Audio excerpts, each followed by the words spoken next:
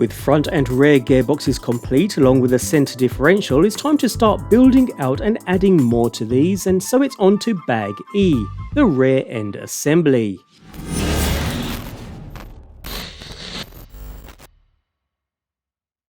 With this bag we are looking at the rear assembly, so we'll need to work with the rear bulkhead section we've built from the previous bag, and with that to hand we can go ahead and empty the contents of Bag E.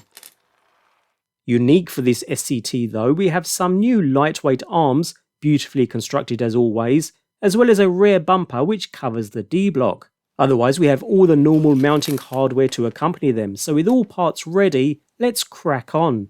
Although the manual starts with the sway bar installed first, as with other builds, I like to deviate a little and start with the arms first in order to work from bottom up. So with that said, we'll start with the C-block, where we need to install inserts on either side, stock being the single center dot position for now. Notice the ridge around the edge, these fit nice and flush into the C-block.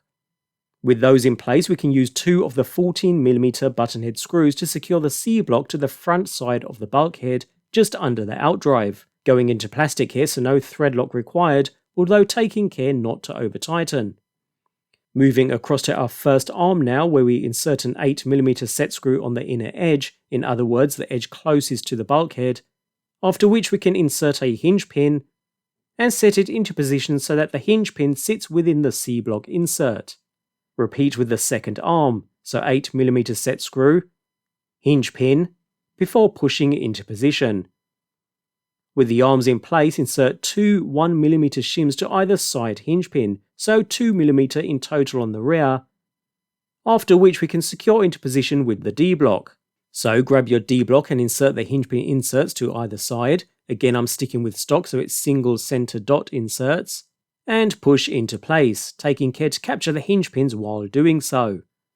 We'll move on to the rear bumper mount next, so with that in hand, insert 2 18mm button head screws through the 2 available holes on either side, before securing into position through the D-block and into the bulkhead. Again, tighten until snug without stripping out any threads. And that's our arms installed. Notice how free these are, no reaming required at all.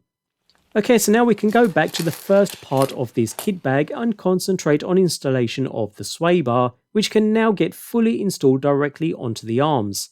So with the sway bar in hand, feed through a small sway bar mount, and secure into place with a single 4mm set screw, taking care not to over tighten at all. You'll end up deforming the plastic part completely otherwise.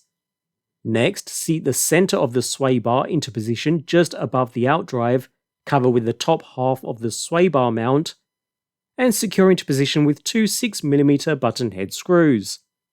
We also need to insert another 2 4mm set screws just beneath the previous button head screws here, although gently screw these in all the way so that they just touch the sway bar before backing off a touch, just enough so that the sway bar remains free moving.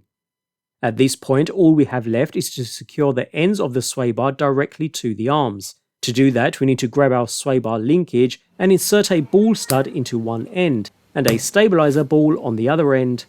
Next, we screw the ball stud into the rear of the arm, before inserting the sway bar into the opposite end and tightening the set screw right down so it's nice and secure. Repeat the same process on the opposite side. And with that, that's the rear end assembly and Bag E complete. The vehicle is starting to take shape nicely now, and although we're 5 bags in, everything has pieced together with perfection. No issues at all. The arms are completely free, no binding should be present whatsoever. Anyway, we'll carry on finishing up the rear end in the next video with Bag F, containing the rear hubs and camber links.